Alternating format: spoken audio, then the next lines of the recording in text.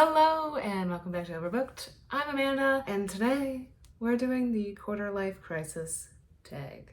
Okay, I'm gonna be completely for real. I don't know who made this tag, but I'm gonna put the link down to the video that I found, which is Lochan Reads. She did this tag and I'm gonna give you a little secret.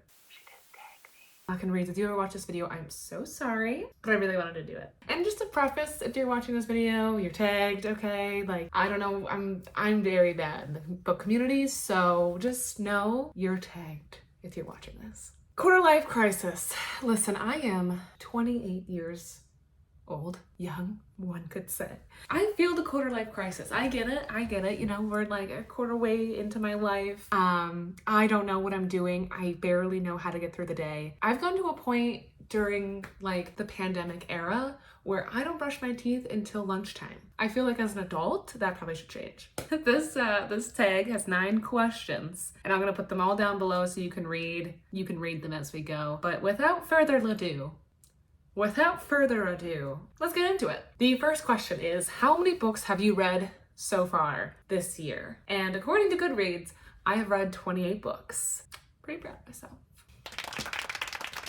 That was an easy one. So easy. Question number 2. Have you already found a book you think might be a 2022 favorite?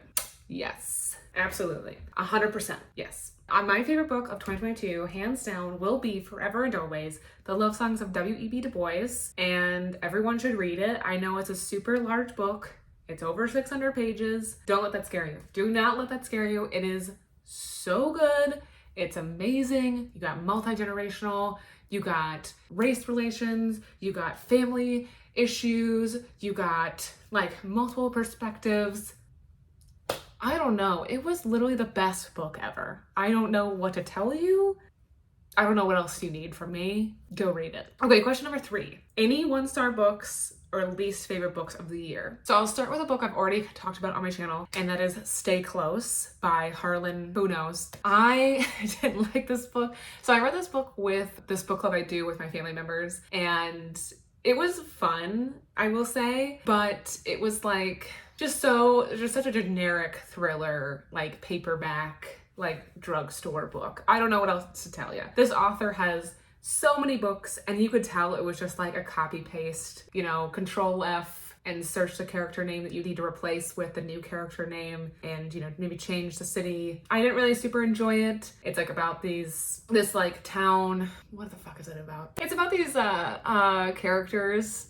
That's a good start. It mainly focuses on like about 4 characters, and the whole premise of the book is like not everyone's who they seem. So you have like a suburban mom, you have like a photojournalist, you have a cop, and you have like this woman who runs, or she's like a manager or a waitress at like this like nightclub, essentially. All these people have their own hidden secrets and they're all connected in some sort of way, and you're trying to figure that out. There was just too much going on in this book, I feel like. But it was a fun book to read as a book club pick because we watched the Netflix show to go along with it, and that was its only redeeming quality. The show was not good, but it was just hilarious to watch with a group of people. Like, we all watched like all the episodes separately and then watched the final episode together, and it was like just so much laughing and yelling in one room that it was just such a joy. That's the only way I would recommend it, is to read the book, then watch a show together. The second book that I didn't really like this year, and I haven't talked about it yet, but I'll talk more about it in my May wrap up, is Russian Roulette. And I read this because I was kind of like on a high after the book I read called Born Trump, and I was kind of like into like that political turmoil or, you know, political backstory, Trump era stuff. Don't tell me why, but whatever. I was just kind of feeling it. I just didn't really like the audiobook. I didn't really feel connected to it. I honestly I don't even know if I really listened to the entire thing. It was literally Russian Roulette is just about like the Russian involvement in our 2016 election, and just like how much like back end stuff there was, and like how much work there was into going into that, and like what Trump's ties really were, and like the people around Trump's ties were to Russia, and like how seeded they were. So some of it was interesting and like provided some context. For the most part, I kind of already knew most of it, the big stuff, like, you know, that was like in the news and whatever. But yeah, I don't know. It wasn't really super captivating to me. It was pretty dry. I don't know if it would have been different if I read the physical copy of the book. You know, maybe it would have been more interesting. But to me, it just wasn't as exciting or as intriguing and interesting as Born Trump. But Born Trump was more of like, you know, like a personal back end story about people and not like, you know, a whole like investigation crisis situation. So like there was just a whole lot of stuff going on.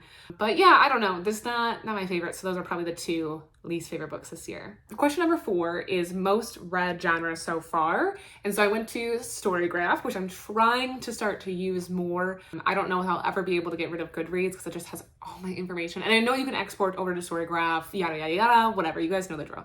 Anyways, I like the feature of Storygraph where I can kind of show you like charts and stuff. And so I looked, and my most read genres this year so far are historical, whether that be historical fiction or historical nonfiction. So I thought that was kind of interesting how it combined the two, but that's my most read genre so far. And then coming in second is literary fiction, which is not a surprise, to be honest. I'm loving it. Those are probably my 2 favorite genres. So it works out great. A book that surprised you. So I'm really trying to lean into books that I like actively want to read this year. And like usually I try to follow on with the Book of Sens and the Stacks book club, which I'm still trying to do. If there's a book that they're reading that I just don't really find interesting, I'm not going to read it. Nothing really has super shocked me because I've wanted to read everything that I've read. And I was like, all the books I've read have given me what I expected. But I guess the most surprising book that I read was Butter, Honey, Pig, Bread. And like surprising in the fact that I loved it so much. I didn't think I was going to enjoy it as much as I did. And I really, really loved this book. It like tells the story of 2 sisters who kind of become estranged and, you know, their story back to each other. And then also their relationship with their mother and her backstory. It's just a really, really great book. Like I don't want to dive super deep into it, but it was really, really good. It was just such an amazing book. And I just was like, as I was reading it, I was like, wow, I did not expect myself to like love this book as much as I did. And that was actually a Book of Sens book club choice. So I'm just really glad that I'm following along. Otherwise, I don't know that I would have picked it up. So super loved it. Books that have come out in 2022 that you want to read but haven't yet. So the book that I super, super want to read that came out this year is Book Lovers by Emily Henry, I think is the author's name. I have loved every single one of Emily Henry's books so far. They're just super good. I don't know what it is. It's like, you know, just I need more. I need more of it.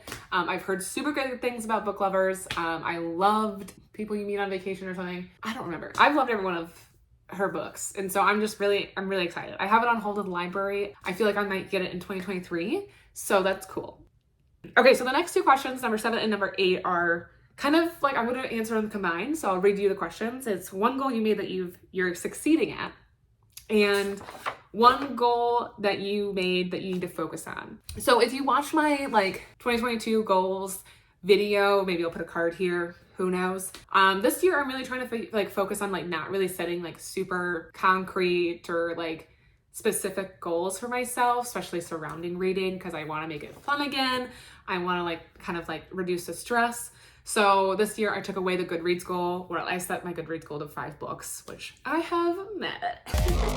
So, and there's no really like, I don't have a goal for my YouTube channel. I don't have a goal for my Instagram, my bookstagram, whatever. So I'm just trying to focus on making sure I'm reading books that I'm enjoying and maybe making sure I'm DNFing books that I'm not enjoying. Like I probably should have DNF'd Russian Roulette. Maybe that's something I need to work on, is making sure I'm DNFing books if I know I'm not enjoying them. But yeah, I think I'm doing a pretty good job this year. Like I'm really, really enjoying just kind of like, honestly, just doing like this mood read kind of situation where I'm like just picking up books because I want to. So that's been great. The last one is new to you booktubers / bookstagrammers / booktokers for 2022 that you recommend. I'm just going to recommend some booktubers that I've recently found. I'm super bad at watching booktube videos, but I usually try to kind of like be on the lookout for some new people to watch and enjoy, especially if they read kind of like the genres and books that I'm reading. And so I found 3 people that I would love to recommend, and they're all pretty like smaller channels. So I love doing that as well, which is kind of like what Lochan Reads did. She also suggested small booktubers. So trying to keep the good juju going, okay? The first one I want to recommend is Shelby and the Book Club, and then the second one is Small Line Books, and the third one is Taya's Turning Pages. So highly recommend that you check them out. I will link them all below. Okay, so I haven't done a book tag in a hot minute. This was kind of chaotic, I feel like. It was like all over the place, but it was fun, and I hope that you enjoyed it as much as I did. So if you like this video, please give it a thumbs up, and, comment down below some of your books that answer some of these questions. Like, let's see, tell me, like, what was your least favorite book this year? Have you already found a favorite book of 2022? Please tell me in the comments below. I would love to see that. Yep, I would. And, also just hit that subscribe button. I would love for you to subscribe. That would be amazing. That would make my day, honestly. If you are looking to make someone's day, make a difference, maybe not so far. I was gonna say make a difference in the world, but that's probably a stretch. That's going too far, okay? You're not gonna make a difference in the world if you subscribe to my YouTube channel. But just making my day, just making me smile, that'd be great. You subscribe. Subscribe, it's free, That's it. We have come to the conclusion of this video. So thanks so much for watching, and I will see you guys next time.